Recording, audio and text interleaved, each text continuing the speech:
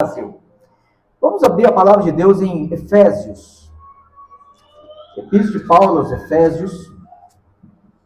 Hoje o nosso assunto, nós trabalharemos vários conceitos sobre a Trindade, porque já que o nosso tema é a imagem de Deus na paternidade, né? É a nossa primeira palestra. Então nós precisamos entender primeiro o que é a imagem de Deus. Para entender a imagem de Deus, nós precisamos entender um aspecto essencial em Deus, ou seja, a Trindade, a relação das três pessoas, no seu aspecto tanto ontológico, ou seja, no seu ser, na sua essência, quanto também econômico, ou seja, no modo como Deus age e interage entre si, né? E também realiza a sua própria obra. E daí sim, aplicando esses conceitos na paternidade. Aí vamos ver o que nós realmente temos como influência, como padrão, Deus ter nos criado a sua imagem e essa imagem influenciar, modelar a nossa paternidade, né? Efésios capítulo 3.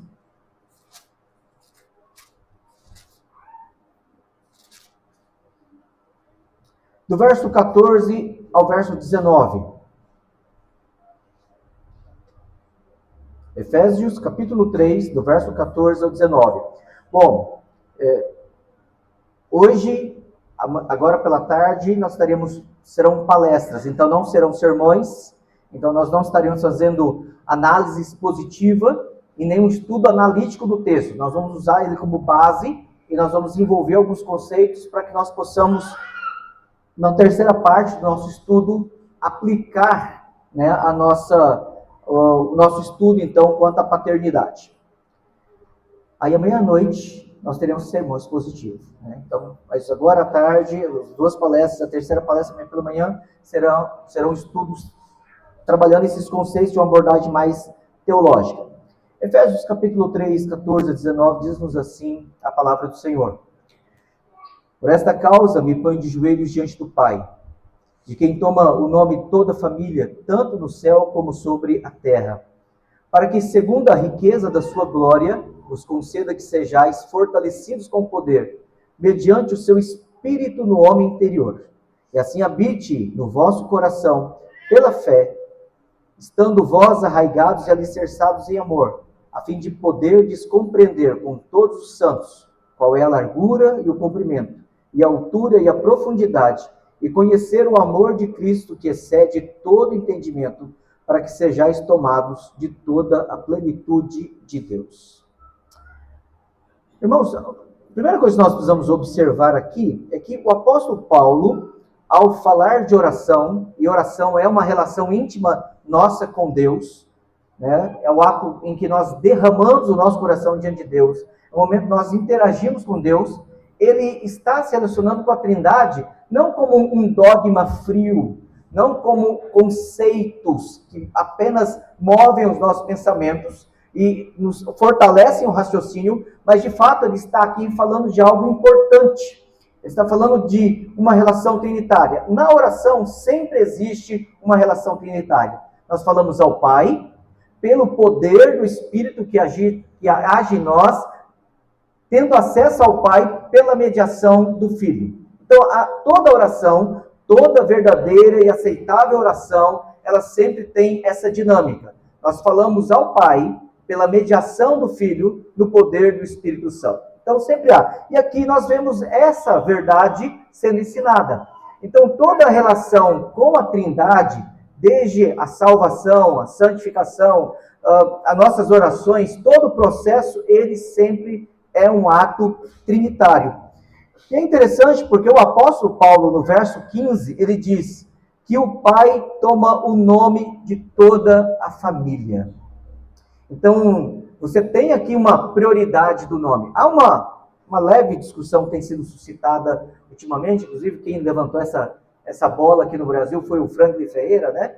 E ele diz que é errado usar a expressão primeira pessoa, segunda pessoa e terceira pessoa da Trindade, porque dá uma ideia de subordinação, alguma coisa assim.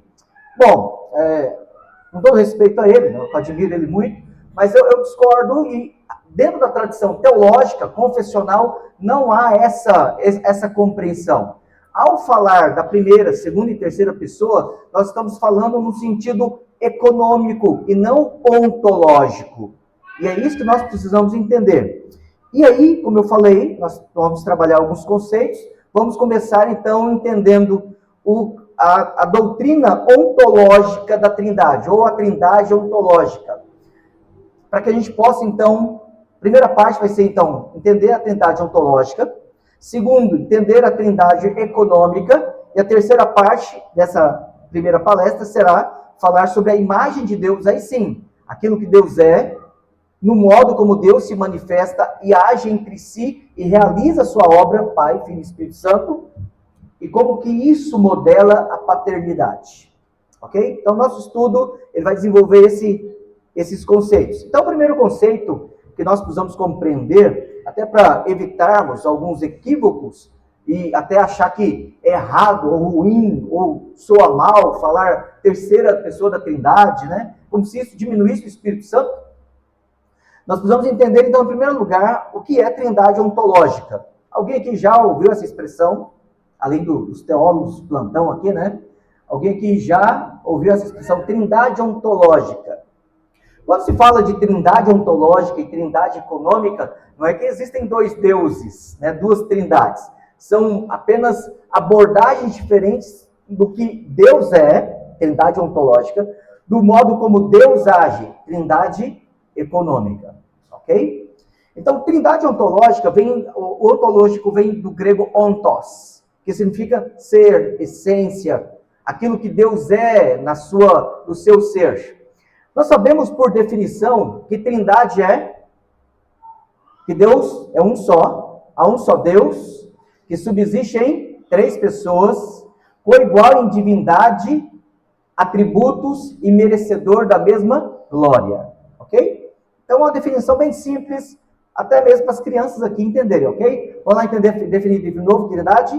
Trindade significa que Deus é um só ser, que subsiste em três pessoas, tendo os mesmos atributos e merecedor, a mesma divindade, o mesmo atributo e merecedor da mesma glória. Então, o Pai não é mais glorioso que o Filho, ou o Filho é mais merecedor de glória que o Espírito Santo. Os três são igualmente Deus, o mesmo ser, a mesma divindade.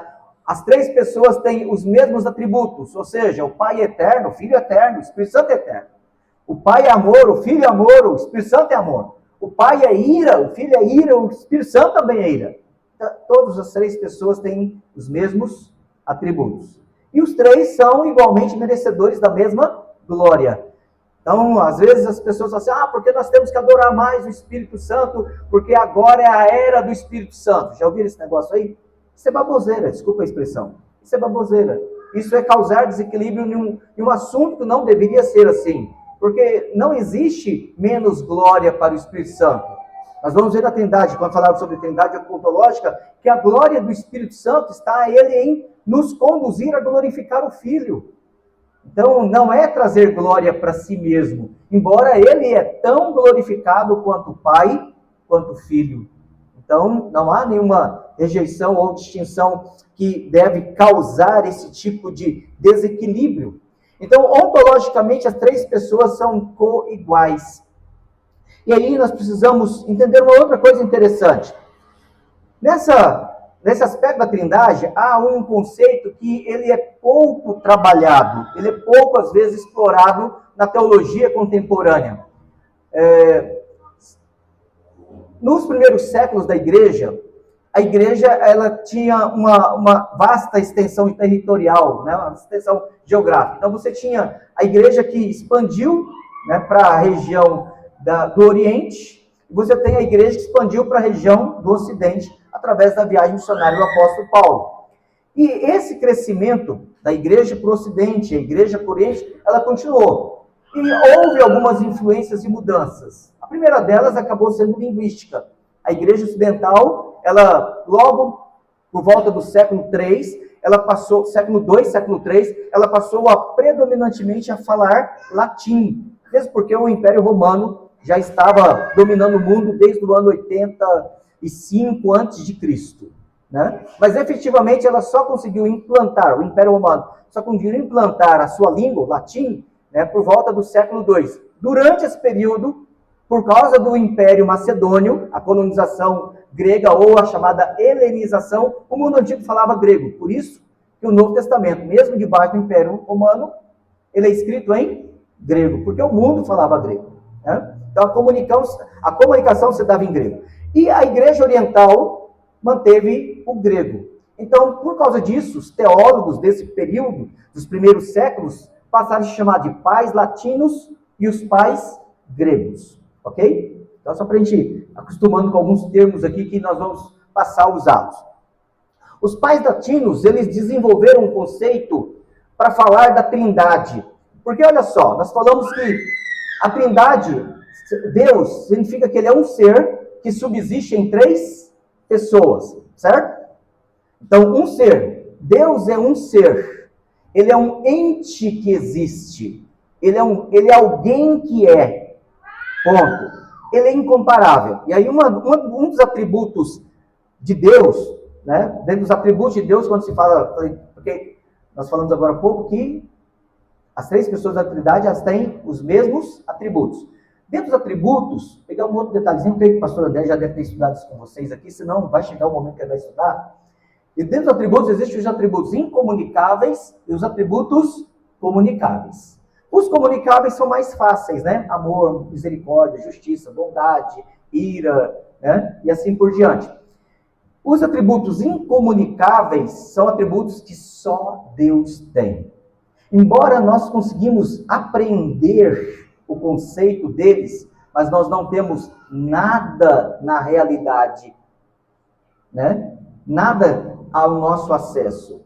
Por exemplo, nós falamos de eternidade. Nós sabemos o que é eterno, certo? Algo que não tem começo, algo que não tem fim. Me dá um exemplo de algo eterno. Só Deus. Fora de Deus, ninguém mais. Nós entendemos o que é algo imutável, mas até o próprio conceito de imutabilidade, quando nós começamos a nos deter nele, a gente começa a travar, porque fala assim, peraí, se Deus é imutável, ele é imutável no seu ser, ele é imutável nos seus propósitos, ele é imutável na sua vontade, Deus é imutável na sua perfeição. Mas se ele é imutável, mas observe, não confunda imutabilidade com imobilidade. Não é a mesma coisa. Mas Deus é imutável, não sofre mudança. E aí a pergunta é, me dê um exemplo de algo que é imutável. Deus, não tem ninguém além dele. Não existe nada na realidade, nada que nós possamos comparar. E aí, por exemplo, apesar do pessoal nas redes sociais, às vezes assim, perfeito, né? O pessoal usa muito a palavra perfeito, né? Muito adjetivo perfeito. E aí você pergunta assim, o que é perfeito? Algo que não tem defeito. Ok. Mas não tem defeito relativo, não tem defeito absoluto. Porque não ter defeito relativo, né, por referência, você pode dizer assim, fulano comparado a mim, ele é perfeito.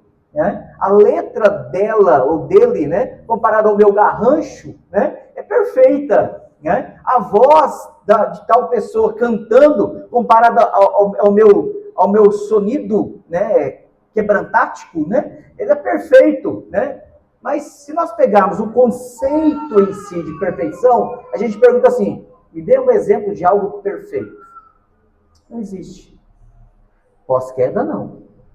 Não existe. E aí, nós temos então algumas situações. Só Deus é os seus atributos incomunicáveis, e eles são incomunicáveis porque Deus não os comunicou à criação. Deus não transmitiu esses atributos ao homem. E aí, quando os teólogos começaram a questionar essas coisas, a estudar, eles começaram a pensar assim, bom, Deus é um ser que subsiste em 3 pessoas. E por que Deus e somente Deus? Porque se Deus, ele não é que ele tem no sentido de portar, tá? Por exemplo, você pode portar virtudes, portar qualidades e perdê-las. Você pode ser alguém honesto e, de repente, perder a sua honestidade, certo? Deus não perde, porque ele faz parte da sua essência. Ou seja, se Deus não ter, ele deixa de ser Deus. Você não deixa de ser você. Você apenas se torna pior do que você é.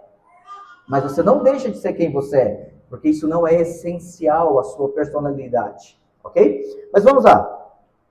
Deus, ele então é. E ele subsiste em 3 pessoas. Mas vamos lá. O que é uma pessoa? Pastor, hoje você está pegando alguns negócios, umas perguntas tão simples. Está parecendo criança de 2, 3 anos, né? Viu quando criança de 2, 3 anos começa a perguntar para o pai assim, por quê? Por quê? Por quê? E a gente que assim, sempre se achou muito inteligente, uma enciclopédia ambulante, né? A gente começa a se ver questionado por perguntas tão simples e a gente descobre que a gente é, desculpa a expressão, ignorante. Essa curiosidade de conhecimento que as crianças dos primeiros anos de idade têm é para, na verdade, ou estimular a gente a estudar, ou para nos convencer que a gente, desculpa a expressão, é burro mesmo, né? E que a gente tem preguiça intelectual. Porque, por exemplo, a gente se acha tão inteligente. Alguém, por favor, me explique a água. H2O. Você apenas mencionou os 3 elementos, os 2 elementos que existem em 3 unidades na água, né? Pronto. Mas ok, como que você tem, como que a água, ela tendo apenas 3 moléculas, ela assume forma de gasosa, líquida e sólida. O que faz com que haja a mudança de forma na água? Energia. Aí você vai perguntar assim, o que é energia? Os físicos não sabem explicar o que é energia. Uau! A gente não sabe explicar o básico do básico de 3 moléculas. E aí nós temos um problema, porque Deus, ele se dá a conhecer a nós, e às vezes nós achamos que já sabemos muito de Deus. E o Deus que é eterno e ele é infinito. Mas vamos lá, vamos voltar naquela perguntinha básica que eu tinha feito lá. O que é uma pessoa?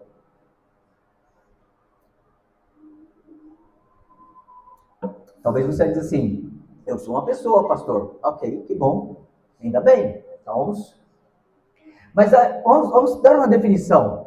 Quais são as características ou os detalhes que definem uma pessoa? Em primeiro lugar, se Deus é uma pessoa, eu também sou uma pessoa, mas eu tenho que lembrar que eu sou uma pessoa derivada de Deus. Então, o padrão não sou eu, o padrão é Deus. Quais são os elementos essenciais de uma pessoa? Ter um corpo é essencial a uma pessoa? Sim ou não? Ué, então as pessoas que estão no céu deixaram de ser pessoas? Opa, então ter um corpo, ou ser manifesto em corpo, ou estar em comunhão corpo e alma, isso não define uma pessoa, ok? Porque senão, por exemplo, senão nós teríamos que dizer que Deus tem corpo, certo? Se o corpo é algo essencial, observe, essencial é algo que precisa ter, porque se não tiver, deixa de ser, tá? Então, essencial significa que algo é necessário, porque se não tem, então deixa de ser. Corpo é necessário, é essencial para a personalidade, para definir uma pessoa, para fazer alguém uma pessoa? Sim ou não? Não. Correto, João? Não. Por quê? Porque senão nós teríamos que dizer que os nossos irmãos que morreram estão no céu, ou aqueles que infelizmente morreram e foram para o inferno, eles deixaram de ser uma pessoa, porque eles não têm corpo lá, certo? Mas aí nós temos um outro detalhe mais importante ainda. Deus, ele é 3 pessoas. Ele é, a conjugação verbal está correta, né? Ele é 3 pessoas. Porque ele é um ser em 3 pessoas. Deus tem corpo, não como ser, e Deus não tem corpo como Pai, Filho e Espírito Santo. Filho, sim, a partir da encarnação. Ele tem a nossa humanidade. Ele é verdadeiro Deus, ele é verdadeiramente homem. Mas a humanidade não é algo essencial no Filho. É algo que passou a fazer parte da sua pessoa a partir da encarnação. Mas vamos entender outro detalhe aqui. Dentro desse assunto, então, 3 pessoas significa então que são 3. Então lá, vamos pegar aqui para a gente ganhar tempo, senão a gente começa, o estudo começa a travar. O que define uma pessoa? A primeira coisa que define uma pessoa é a autoconsciência. Autoconsciência. Eu posso olhar para você e falar assim: oi, como é que você está? Autoconsciência. Os animais não têm autoconsciência. Quando você coloca um animal de frente no espelho, o que ele faz? Ele não sabe que é ele. Ele pensa que é outro. E ele até pode atacar o espelho. Nós temos autoconsciência como Deus tem autoconsciência. Então, a primeira definição de personalidade ou de pessoa é autoconsciência. Então, na Trindade existe alguém que diz: eu sou o Pai, ele é Filho e você é Espírito. Na relação da Trindade, há uma relação de eu, ele, e eu, vocês. Ou nós e ele. E aí você vê essa linguagem nas Escrituras. Porque eu e o Pai enviaremos o Espírito Santo. Porque eu e o Pai, porque eu e o Espírito Santo. Então, há uma relação de comunicação, de autoconsciência entre as 3 pessoas. Nisso aí também existe um aspecto de elementos de personalidade. Intelectual. Então, Deus, ele planeja, ele é sabedoria, ele é inteligente, ele é conhecimento. Não é apenas que ele tem, ele é. Nós também sabemos que Deus, ele tem vontade, né? E ele, então, ele exerce as suas volições, ele exerce os seus desejos, ele exerce o seu decreto através do seu santo, perfeito e absoluto querer. E há também um aspecto ainda que nós precisamos lembrar da Trindade, é que existem emoções na Trindade. Nós vemos lá quando, por exemplo, que Ananias e Safira mentiram, eles entristeceram o Espírito Santo, eles pecaram contra o Espírito Santo. Paulo, em Efésios capítulo 4, diz: não entristeçais o Espírito Santo. Como também a alegria do Espírito. Então nós temos alegria, nós temos prazer em Deus. Aprove a Deus, é do seu beneplácito. O que é beneplácito? A sua vontade prazerosa, a sua vontade em que ele se satisfaz em querer. E é satisfatório fazer isso. Ok? Então observe que quando se fala de pessoa, nós estamos falando de autoconsciência, que tem personalidade, vontade, intelecto e emoções. Isso define uma pessoa. Em Deus nós vemos estas manifestações, nós vemos essas descrições, e por isso nós temos a pessoa do Pai, a pessoa do Filho e a pessoa do Espírito Santo. Essas 3 pessoas que se auto-apresentam assim, que se auto-revelam assim, elas exercem essa relação. Isso tem a ver com trindade ontológica. Até aqui tudo bem, irmãos?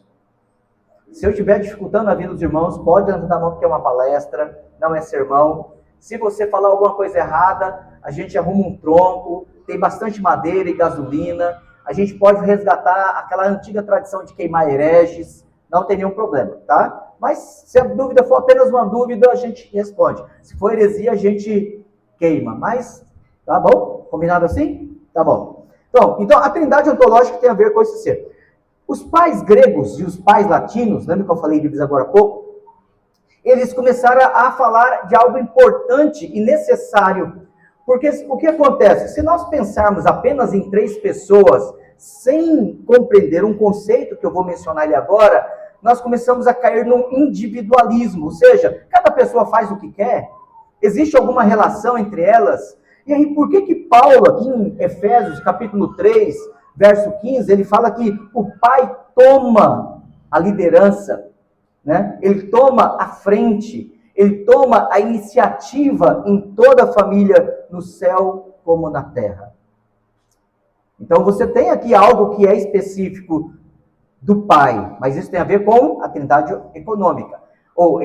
Então vamos lá, vamos entender qual é o conceito. Os pais latinos chamavam isso de circumnincécio. A palavra é difícil, né? Circumnincécio. E os pais gregos falavam mais fácil, pericorese. Né? Essas 2 palavras, uma em latim e outra em grego, elas significam a mesma coisa. Elas significam a coexistência recíproca das 3 pessoas da Trindade. Ou seja, ao mesmo tempo em que são três indivíduos, são três pessoas, são três autoconsciências, Pai, a primeira autoconsciência que se chama e se apresenta como Pai, a segunda que se diz Filho e o terceiro que se diz Espírito. Essas três pessoas, elas não são independentes no sentido de haver um individualismo, mas essas três pessoas, elas interagem entre si e compartilham os mesmos atributos. A mesma essência divina permeia e está nos três. Nós não podemos, se alguém está tentando fazer uma imagem, não farás para ti imagem de escultura, nem mental. Então não adianta você querer fazer, eu estou tentando entender uma pessoa que interage, que faz parte, que sim, não vai não, entende o conceito, porque não vai dar certo. Deixa eu aproveitar e contar uma piada aqui, que é uma piada histórica. Um certo herege, uma vez, querendo provocar Aurélio Agostinho, o Santo Agostinho, né? Só chamar de Santo Agostinho. E Agostinho ensinando sobre a Trindade. Ele tem um livro, inclusive, está traduzido em português, De Trinitar, chama A Trindade, né? E ele pegou, o cara leu ali, Agostinho dando as palestras, tal, escrevendo o assunto, ainda, né, gastando tempo para poder compreender o assunto. E aí, um aluno dele lá, que tinha tendências heréticas, né, antitrinitárias, perguntou assim: Agostinho, como é que é esse negócio de trindade? Eu não consigo entender. Agostinho falou assim: olha, tente compreender a trindade, não é entender, compreender, né, a trindade, e você vai perder a sua cabeça, sua mente. Tente negar a trindade, você vai perder a sua alma. Então é melhor você entender os conceitos e até você consegue ir. E a partir daí você fala assim: Senhor, Tu és grande, soberano, eu sou um verme que está no pó. E antes que alguém se ache muita coisa, que fala assim, antes de você falar assim: mas se Deus não consegue ser compreendido, como eu posso crer em Deus? Você acredita em água? Então, por que você não consegue explicar a energia que administra as formas da água? Então, não é que essas verdades sejam irracionais. Essas verdades são supra-racionais. Nós as entendemos porque elas estão reveladas e nós precisamos entendê-las conceitualmente para que elas nos eleve o intelecto, ela nos eleve a vontade, ela nos eleve o amor e a contemplação da glória de Deus. Isaías 40, lá no verso 23, Deus diz assim para Isaías, ou através de Isaías: a quem, pois, me comparareis, diz o santo. Como é que a gente aprende as coisas? Por comparação. Se você falar assim, o que é uma camisa? Você já pensa em várias cores, modelos, formas, né? Manga comprida, manga curta, né? A slinha, não sei o que e tal. Mas você tem uma concepção de camisa a partir de um paradigma existente. Com quem você vai comparar a Deus para dizer o que é Deus? E aí você tem essa limitação nossa, não é em Deus, porque Deus ele se revela, ele se dá a conhecer. Nós que somos o objeto do conhecimento, ou os receptores do conhecimento, perdão, nós não temos a capacidade de compreender toda a grandeza e toda a complexidade de Deus. Nós entendemos aquilo que está dentro dos nossos limites. Mas ainda, o que é essa ideia de circumcésio ou pericorese? É a ideia de que há uma plena, perfeita comunhão de Deus consigo mesmo. Há uma coexistência recíproca das três pessoas da Trindade.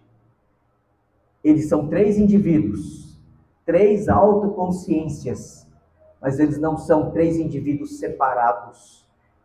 Eles são três indivíduos que estão constantemente usufruindo dos mesmos atributos, da mesma divindade, da mesma glória, do mesmo propósito, do mesmo beneplácito. Sem mistura de pessoas, porque eles continuam ainda três pessoas. Pastor, explica mais. Não dá. É só até aqui que a gente consegue ir. A grandeza de Deus passa a nossa compreensão. Entendendo isso, por exemplo, quando nós pensamos nessa doutrina do circuncício ou da pericorese, é acerca disso, embora essas palavras não ocorrem, obviamente, lá em João 17. É isso que Jesus está dizendo, para que eles sejam um como eu e tu, Pai, somos um. Deus é um em substância divina. Deus é um ser que subsiste em três pessoas, e as três pessoas subsistem em um ser. E essas três pessoas, elas estão numa plena reciprocidade de existência, em que eles compartilham os mesmos atributos, a mesma glória. E há uma comunhão perfeita entre eles. E essa comunhão perfeita que Jesus menciona na oração sacerdotal, lá de João 17, ele diz: Pai, para que eles sejam um como eu sou um contigo. E eles sejam um conosco. Então, não no ser, mas no prazer de existir e fazer a mesma vontade. Bom, isso é trindade ontológica. Mas e trindade econômica? Aí nós precisamos, porque daí os teólogos, já os pais da igreja, tanto latinos quanto gregos, começaram a ter que estudar esse assunto. E aí a pergunta foi assim: dentro da trindade econômica, nós vemos, parece que há uma subordinação. Há uma subordinação das pessoas da trindade? Sim ou não? Peraí, sim ou não? Peraí, nós temos aqui uma ala que é herege e uma ala que é ortodoxa. A gente tem que saber, não pode ser sim e não ao mesmo tempo, né? Pastor, nós estamos com um problema aqui, nós vamos ter que definir se vai ter madeira para todo mundo, né? Sim ou não? Então vamos lá. A gente tem que tomar cuidado. Alguém certa vez, um crítico da fé cristã, falou assim: a Trindade não pode ser crida porque ela é ilógica. Já viu esse argumento, essa crítica? A Trindade é ilógica. Você fala assim: ô meu filho, você não sabe nem o que é lógica para falar uma besteira dessa.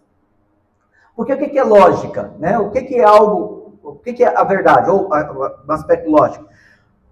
O que é a chamada lei da não contradição? Alguém sabe o que é a lei da não contradição? É uma lei que é validada pela lógica. Então, algo é ilógico e inverdade, ou falso, ou mentira, se isso quebra, ou se isso ocorre em quebrar, ou se aplicar a lei da não contradição. O que é a lei da não contradição? Duas afirmações não podem ser igualmente verdadeiras, duas afirmações contrárias, duas teses, duas ideias contrárias, não podem ser verdadeiramente verdadeiras na mesma relação, ao mesmo tempo, no mesmo ser. Ok? Então, duas relações contrárias não podem ser igualmente verdadeiras na mesma relação, na mesma aplicação, no mesmo ser. Isso é a chamada lei da não contradição. Por exemplo, se você perguntar para o Tito, assim: Tito, cadê o Tito? Ali. Tito, você lanchou agora à tarde? Você lanchou, Tito? Sim ou não? Mais ou menos. Não, então você entrou no... mais ou menos é uma lei da não contradição. Você quebrou a lei. Ele lanchou ou não lanchou? Comeu. Ele pode não ter comido satisfatoriamente, matada a vontade de comer, mas ele comeu. Então você comeu, rapaz, fala a verdade. Então a verdade é, ele comeu. Então se o indivíduo ele entra em contradição, como é que a gente sabe que alguém está mentindo? A pessoa começa a se contradizer. As descrições, as informações, elas começam a chocar entre si. Aí você fala: opa, é mentira isso aí. E aí a lógica, ela nos ajuda a discernir a verdade e a mentira. Então, quando alguém diz que não crê na Trindade porque a Trindade é uma doutrina ilógica, porque como é que alguém... Renato Russo tem uma música, né? Fala assim: como é que Deus pode ser um e ao mesmo tempo três? Né? Então, ok, você, meu filho, você faltou na aula de catequese, que ele era católico, né? No dia que estudaram a doutrina da Trindade. Deus é um ser. E um ser tem a ver com a existência, a sua essencialidade. E ele ao mesmo tempo, três pessoas. Três autoconsciências individuais. Então, enquanto ser, ele subsiste no seu todo. Enquanto ser, ele subsiste compartilhando os mesmos atributos. Enquanto ser, ele manifesta a mesma glória. Enquanto ser, ele merece a mesma adoração, porque eles são coiguais nas três pessoas distintas, mas que têm a mesma divindade e existência em si. Se eu dissesse que Deus é uma pessoa e três pessoas, aí eu estaria entrando em contradição, porque eu estaria usando a palavra pessoa em dois sentidos diferentes. Agora, a palavra ser e pessoa, embora possam ser aplicadas na mesma relação, não é a mesma coisa. Então, não é uma ideia ilógica, ou não é um conceito ilógico. Ficou claro até aqui? Tudo bem, voltemos aqui. Quando nós falamos em trindade econômica, então, nós estamos falando a respeito dos atos de Deus, da obra de Deus. A trindade econômica, a palavra econômico vem do grego oikonomia, ou seja, administração da casa, administração do lar. Né? Então, ou seja, como é que Deus, Pai, Filho e Espírito Santo, eles administram a sua casa? Como é que eles administram a sua família? O Pai é quem toma o nome de toda a família. Então, nesse sentido, sempre é correto chamar de primeira pessoa da trindade. Quem é que decretou todas as coisas? Qual das pessoas? A pessoa, a primeira pessoa. Aquele que, na sua autoconsciência, se revela dizendo de si mesmo o quê? Pai. Ele é chamado por Pai. Ele é adorado como Pai. Então, ele é o Pai. Então, ele decreta todas as coisas. Quem é aquele que manifesta a vontade do Pai, chamando à existência todas as coisas que o Pai decretou?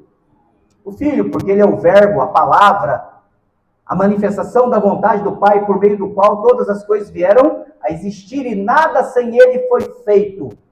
João 1 e Colossenses capítulo 1. Então ele é a ação, verbo é ação, né? Ele é o ato da ação, ele é o que age, ele é o que chama a existência, ele é a palavra, ele é o verbo. Mas quem é que vivifica, quem é que potencializa, quem é que energiza, quem é que dinamiza a obra do Filho? O Espírito Santo. Observe, as três obras, elas são independentes, mas são correlatas, têm relação. Elas são independentes, mas elas têm necessidade de existência entre si, e elas têm continuidade. Há uma subordinação da obra, não do ser. O Filho não é menos importante que o Pai. O Espírito não é menos importante que o Pai e o Filho. Pelo contrário, o Credo Calcedônia diz o quê? Que o Pai, ele não é gerado e existe em si mesmo. Que o Filho é eternamente gerado, ou seja, não tem começo, não tem fim. E que o Espírito, ele procede do Pai e do Filho. E essa procedência é da glória eterna dele. Então, nessa relação, a obra do Pai, ela toma iniciativa. Então, já trazendo aqui algumas aplicações, viu, pais? A imagem de Deus na paternidade. Então, ao mesmo tempo que há uma relação de identidade, de perfeição, de complemento, há diferenças de obra. Então, nós temos aqui, dentro da Trindade, diferentes e complementares funções dentro das pessoas da Trindade. Não existe uma relação de importância, não existe uma relação de grau de valor. Então, a obra do Pai não é mais importante que a do Filho ou a do Espírito Santo, mais importante do que a das outras duas pessoas da Trindade. As três obras são igualmente importantes. Todas elas são necessárias. Só que existe, voltando aqui para a gente poder tirar aqui todo mundo do tronco do pau do herege, né, para ninguém ir para fogueira. Eu perguntei assim, existe subordinação na Trindade? Ontologicamente falando, não. Porque no seu ser, na sua existência, nos seus atributos, na sua divindade, todas as três pessoas, elas são co-iguais. Nenhuma é superior, nenhuma tem mais do que a outra, nenhuma é mais importante, nenhuma é mais Deus ou menos Deus do que qualquer outra pessoa da Trindade. Ontologicamente, as três pessoas, elas são co-iguais. Mas na obra delas, há uma subordinação não de importância, há uma subordinação não de valor, mas há uma subordinação de complementariedade da relação de causa e efeito de uma obra para outra.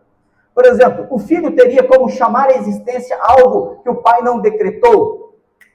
O filho poderia encarnar se o pai não houvesse junto num pacto de redenção, o Pai, Filho e Espírito Santo, numa relação eterna, de uma comunhão eterna, quando Deus, somente Deus, ninguém, nada além de Deus existia, e Deus suficiente em si mesmo, glória, poder, majestade e comunhão. Ele adorava perfeitamente a si mesmo, ele amava perfeitamente a si mesmo, ele glorificava a si mesmo. Eles decidiram fazer um pacto de redenção, como os teólogos chamam, né? E dizer, filho, você vai encarnar, nós vamos criar todas as coisas, vamos criar o homem à nossa imagem, ele vai cair e nós vamos manifestar a nossa glória. E aí vamos falar um pouquinho de latim, né? Até então, os teólogos assim, porque até então a obra de Deus era somente em si, era ópera intra, porque era somente Deus, nada além de Deus e ninguém além de Deus. Então Deus amava perfeitamente a si mesmo. Deus glorificava perfeitamente a si mesmo. Deus tinha uma comunhão perfeita consigo. Ele não precisava de nada além de si. Mas aprove Deus. Ele quis, para a satisfação do seu ser, manifestar uma obra fora de si. E aí ele decide criar todas as coisas. Essa decisão, ela é trinitária, mas quem toma a liderança, quem toma a iniciativa da família que está no céu é quem? O Pai. Ok, então vamos... Fechou até aqui? Deu para entender os conceitos até aqui, irmãos? Como que isso influencia a imagem de Deus? E aí vamos dar uma outra definição agora, o que é a imagem de Deus, né? Embora foi lido aqui o texto de Calvino, mas o texto de Calvino não traz uma definição concisa. Imagem de Deus significa que nós temos qualidades e atributos que fazem com que Deus sejam conhecidos em nós, e de modo que nós representemos a Deus e possamos agir como Deus. Por isso que o salmista diz lá, sois deuses. Não porque somos divindades, mas porque somos imagem de Deus. Capítulo 1, 26, 27, fala que Deus decidiu então fazer-nos a sua imagem e semelhança. No capítulo 2, fala que Deus criou o homem à sua imagem. No capítulo 5, fala que Deus criou o homem à sua imagem. No capítulo 9, verso 6 de Gênesis, fala que o homem não pode tirar a vida do outro, porque Deus o criou à sua imagem. Tiago, capítulo 3, diz que nós não podemos falar mal do nosso próximo, do nosso irmão, porque ele também reflete a imagem de Deus. Então, observe, a imagem de Deus tem a ver com essas qualidades, esses atributos que Deus comunicou a nós, de modo que nós somos, então, nós temos a imagem de Deus em nós no aspecto espiritual, no aspecto personalidade e no aspecto de funcionalidade. Vou ser um pouco mais rápido, eu tenho aqui 10 minutos. Então lá, no aspecto de espiritual, existem 3 atributos que são necessários para a nossa comunhão com Deus, porque Ele é a realidade. Nós somos a imagem dEle. Ele é a realidade. Nós somos a imagem dEle. Então, esses 3 atributos que Ele nos comunicou antes da queda, eles faziam conexão entre o homem e Deus. Estabeleciam a comunhão entre o homem, Adão e Eva, e Deus. Quando Adão desobedeceu, Adão perdeu estes elementos da imagem de Deus, de tal modo que o homem teve esta comunhão rompida. Quais são esses 3 elementos que fazem parte da imagem original antes da queda e que o homem perdeu? São 3 atributos: santidade, conhecimento perfeito e justiça. O homem pós-queda perdeu esses 3 elementos da imagem de Deus, que são os elementos espirituais. Esses 3 elementos vinculam, criam, estabelecem e mantêm comunhão do homem com Deus. Conhecimento, santidade e justiça. E é curioso porque a Bíblia descreve o homem caído como sendo alguém que não tem o conhecimento de Deus, insensato. Alguém que não tem a santidade de Deus, ímpio. E alguém que não tem a justiça de Deus, iníquo. Pela ausência desses 3 atributos, o homem então não pode conhecer a Deus. Pelo contrário, Romanos capítulo 1 fala que Deus, ele ainda além de conhecer a Deus pelo que é revelado, ele pega esse conhecimento e ele sufoca, ele despreza esse conhecimento. Segundo, a santidade ela é pervertida, ela é desprezada e nós nos tornamos imundos. A justiça, embora ainda é produzida em algum grau entre nós, mas o profeta diz que a nossa justiça é como trapo de imundícia. Então, embora nós somos chamados para conhecer a Deus, e o homem pode conhecer a Deus ainda, em alguma medida, mas o conhecimento perfeito foi perdido. A norma da lei continua gravada no coração. Mas esse conhecimento, ele é insuficiente. E o pouco que tem ainda é pervertido pelo pecado. A santidade, o homem ainda tem a capacidade moral, o senso moral, porque a norma da lei está gravada no seu coração, acusando ou defendendo a sua consciência. Não é isso que Paulo fala em Romanos capítulo 2? Mas ele ainda assim racionaliza o seu pecado e vitimiza as suas ações. O homem, ele ainda tem senso de justiça, mas a sua justiça, ela é completamente corrompida. Como que isso afeta, então, a paternidade? Bom, isso afeta a paternidade porque nós, enquanto pais, precisamos lembrar que, ontologicamente, nós não somos mães. Nós não somos filhos. Nós temos um lugar. E é curioso que Deus nos dê a honra. Pais, falando aos pais, que Deus nos dê a honra de carregar o nome que pertence à primeira pessoa da Trindade. Nós somos pais. E isso nos leva a pensar em algo muito sério. A responsabilidade, a iniciativa, a liderança, o que não nos faz superiores e nem melhores do que a nossa esposa e nossos filhos, porque nós somos membros da mesma família, ontologicamente falando, né? Mas nós temos a responsabilidade na nossa economia, na administração do nosso lar, economicamente falando, na oikonomia, né, na liderança da família, do lar, da nossa casa, nós temos a responsabilidade de tomar a iniciativa, de dar o norte, de poder agir como Deus, de poder proteger como Deus protege a sua obra, cuida da sua obra, de ser misericordioso. Então, observe, pais, os nossos filhos, as nossas filhas, aprenderão sobre virtude a partir da sua postura como pai. Por mais bondosa, amável, cuidadosa, né? Por mais presente que seja a sua esposa no lar, na relação com os seus filhos, mas observem, pais, trazendo a aplicação da Trindade para a nossa paternidade, como isso influencia a responsabilidade. Curiosamente, quem Deus encarregou a prerrogativa, a responsabilidade, a tarefa, os poderes para produzir virtude no lar, não é da mulher. Isso aqui é interessante. A mulher consegue fazer isso, mas para ela é um fardo. A responsabilidade é do homem. Vamos lá. Segurança é uma virtude? É ou não? Vamos imaginar, 2 horas da manhã, o cara está metendo lá o pé lá, arrombando a porta para entrar na casa. Vamos dizer que você, minha senhora, está sozinha em casa, seu marido não está. Ou ele já faleceu, né? Ou assim. Quem é que vai prover a segurança da sua casa 2 horas da manhã? Ou se seu marido está lá, você fala assim, bem, tem alguém mexendo na porta. Aí ele olhar para você e falar assim, vai lá você ver quem que é. Vocês viram, né? Sabe por quê? Porque até a gente pensar no negócio vai ser ridículo.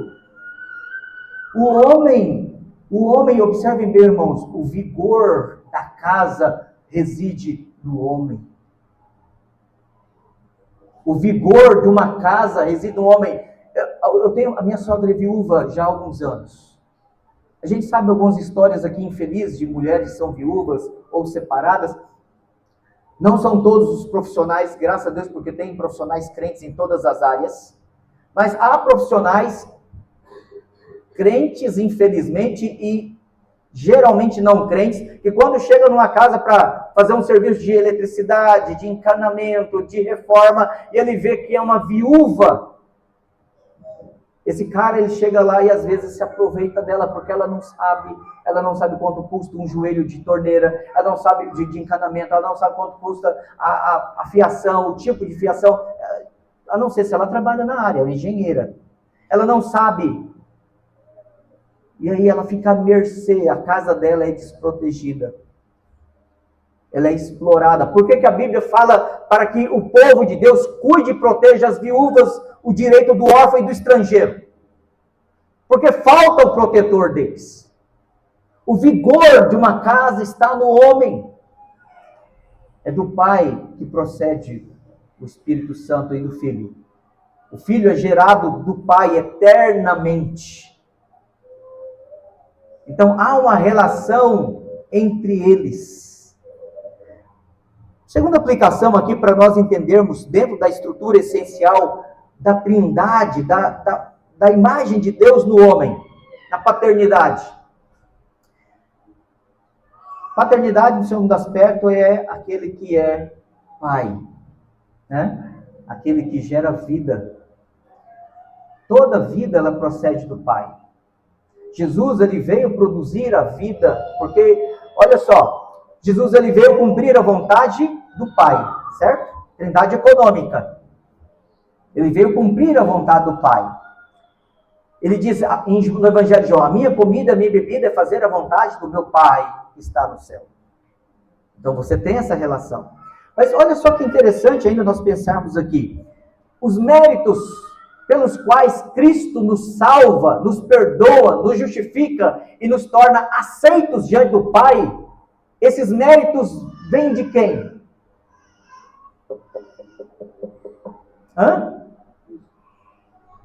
De quem? Do Pai. Cristo mereceu do Pai.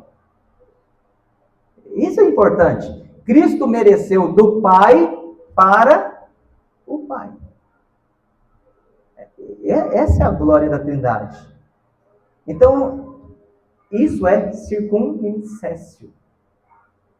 Eles estão agindo entre si. O Espírito, ele aplica a sua obra a partir da obra do Filho, do que o Filho recebeu do Pai. Vamos lá. Já está aí aberto aí? Olha só, o capítulo 4, como que Paulo segue a sequência de raciocínio aqui.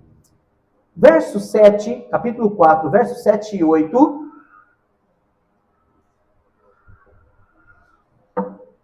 Olha só, primeira perguntinha aqui. Quem é que deu os eleitos? Quem é que escolheu os eleitos? O Pai. Quem é que deu os eleitos para o Filho? Mediante obediência e mérito do Filho. O Filho mereceu pela sua justiça que ele produziu, e a justiça que o Filho produziu foi obedecendo à lei do Pai. Cristo mereceu do Pai, obedecendo a lei do Pai, cumprindo a vontade do Pai, os eleitos que o Pai lhe deu. Olha, tá vendo? Olha como a matemática vai baixando. E ao mesmo tempo que nós temos essa relação, a pergunta é, Cristo agora, ele dá aos eleitos os seus méritos, a sua justiça, certo? Porque os eleitos são justificados pela fé, mas a justiça que o Filho dá para os eleitos foi a justiça produzida pela obediência da lei do Pai. Aí, o Filho, ele recebe estes como dom, porque o Pai lhe deu, João 17, lembra? Eu rogo não por todo mundo, mas por aqueles que tu me deste.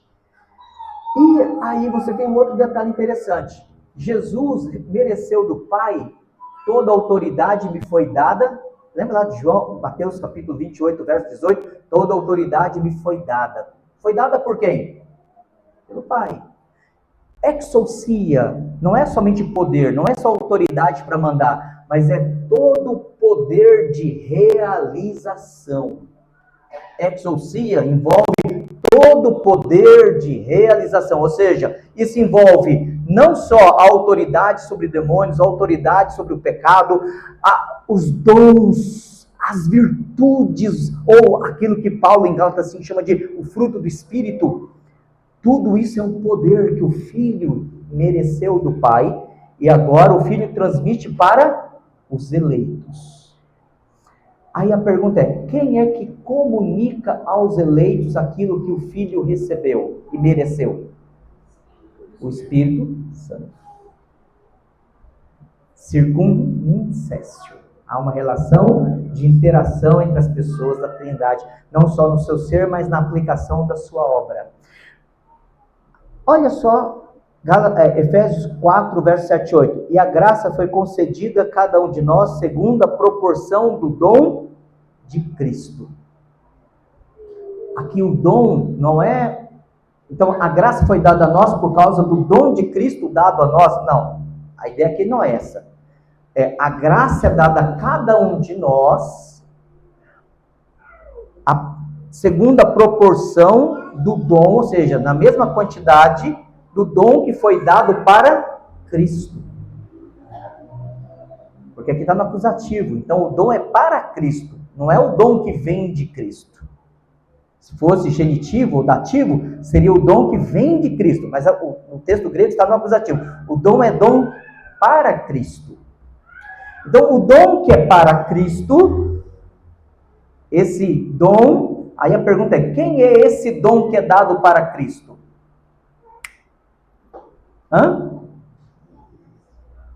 Os mais bonitinhos daqui somos nós. Desse dom. Paulo explica no verso 8. Quem são o dom? O que é o dom dado a Cristo? Ele subiu às alturas, levou o cativo o cativeiro e concedeu dons aos homens. Mas observe, a segunda palavra dons está no plural e não é a mesma palavra do grego que a palavra dom do verso 7. Então ele não está falando aqui do mesmo ato. Se você pegar lá Salmo 68, verso 18, quiser abrir rapidinho aí, que o nosso assunto é esse, eu estou aqui só usando isso como exemplo do que eu estou falando. O Salmo 68, verso 18 é uma linguagem de guerra, onde os reis que vão à guerra e ganham a guerra, tudo aquilo que pertence ao reino e aos soldados que foram vencidos são os despojos de guerra, ou seja, as armaduras, o dinheiro que eles têm, o ouro que eles têm, as joias que eles têm, as vestes que eles têm, as armas que eles têm, tudo passa a ser patrimônio do rei que ganhou. Interessante. E aqueles soldados que foram vencidos passam a ser escravos do rei que ganhou. Então, o que ele está falando aqui? Alguém, por favor, leia em alta voz. Pastor, pode ler para a gente? Salmo 68, 18. Subiste às alturas, levaste cativo o cativeiro, recebeste homens por dádivas, até mesmo rebeldes, para que o Senhor Deus habite no meio deles. O que Cristo recebeu como dom, como dádiva? Homens. Verso 7. A graça, ela é proporcional a cada um de nós, segundo o dom, a dádiva que foi dada a Cristo, porque Ele é o Rei vencedor. Mas aí, verso 8, ele vai dizer o seguinte, que em vez de nos fazer escravos, explorados, que seriam torturados e humilhados, porque era assim que os reis vitoriosos faziam com os soldados vencidos, não era? Era humilhá-los. A graça é dada a cada um, fazendo com que agora nós, vencidos por Ele, rendidos à sua soberania, curvados diante da sua majestade, Ele, em vez de nos humilhar, Ele nos dá as suas virtudes. Ele nos dá os seus dons. E Ele faz isso por meio do Espírito Santo, cumprindo a vontade do Pai, de quem toma toda a família no céu. Quem é que é responsável de fazer com que haja virtude no lar? O Pai. E aí, pais, suas filhas serão respeitadas, admiradas, se você for um homem virtuoso. Seus filhos, eles crescerão admirando, aprendendo sobre honra, sobre coragem, sobre trabalho, olhando para você. Aprendendo sobre honestidade, olhando para você, pai. Eles vão poder saber o que é hombridade, vigor, virilidade, do seu aspecto bíblico, olhando para você, pai. E qual é o seu papel, minha irmã? Auxiliar o seu marido a ser homem. Auxiliar o seu marido, promover a honra dele, promover a admiração dos seus filhos por ele, promover a obediência dos seus filhos por ele, fazer com que seu filho, menino, possa olhar para o pai e admirar a admiração que a esposa tem, porque quando o homem ele se faz vigoroso, virtuoso, viril, no seu aspecto bíblico, a mulher passa a admirar e tem o que admirar nele. E a mulher sabe edificar, mas a tola destrói com as próprias mãos. Quando a mulher ela promove a autoridade, e como é que você vai fazer isso, minha irmã? Se o homem tivesse meio capenga, assim, o macho, né? O meu irmão, o meu querido, o amado da minha alma, mais força aí, né? Cadê a honestidade? Cadê a verdade? Cadê a postura? Mas não expondo ele vergonhosamente diante dos filhos das pessoas. Não difamando ele para as amigas. Não comentando os defeitos, as fraquezas e as falhas dele para as parentes, as amigas, as colegas. Mas honrando. Porque o vigor de uma casa depende do homem. Mas não vai dar para a gente explorar mais coisas, nosso tempo não permite, nós temos a nossa segunda palestra. Quem sabe um outro dia a gente volta, né, para tratar outros aspectos disso aqui, mas nós precisamos entender como que a imagem de Deus, cada pessoa da Trindade, na sua glória, perfeição, majestade, numa comunhão perfeita, numa subsistência em três pessoas, autoconsciências, numa perfeita harmonia entre si, compartilhando os mesmos atributos e glória, mas mantendo a sua individualidade, ele faz com que cada pessoa execute o seu papel, de modo que quem morreu na cruz foi o Filho. Quem nos capacita com dons e habilidades e poder é o Espírito Santo, mas quem é glorificado sempre é o Pai que está no céu. Né? Se você fala assim, o Pai só decretou, o Pai só determinou, o Pai só fez algo, mas quem está fazendo agora é o Filho, quem está fazendo agora é o Espírito Santo. Mas Jesus, quando foi ensinar os seus discípulos a orar, ele disse o quê? Quando orareis assim, Pai nosso que está no céu. Ele não diz assim, eu que estou fazendo tudo, eu que encarnei, eu que estou sendo aqui humilhado, perseguido, cuspido por vocês, odiado por vocês. Eles dizem, Jesus Cristo que está no céu. Ele fez o quê? Ele honrou a autoridade daquele que toma o nome da família, tanto no céu como na terra. Honre seu pai, honre o seu marido. O vigor moral de um lar depende da hombridade que governa a casa. Amém.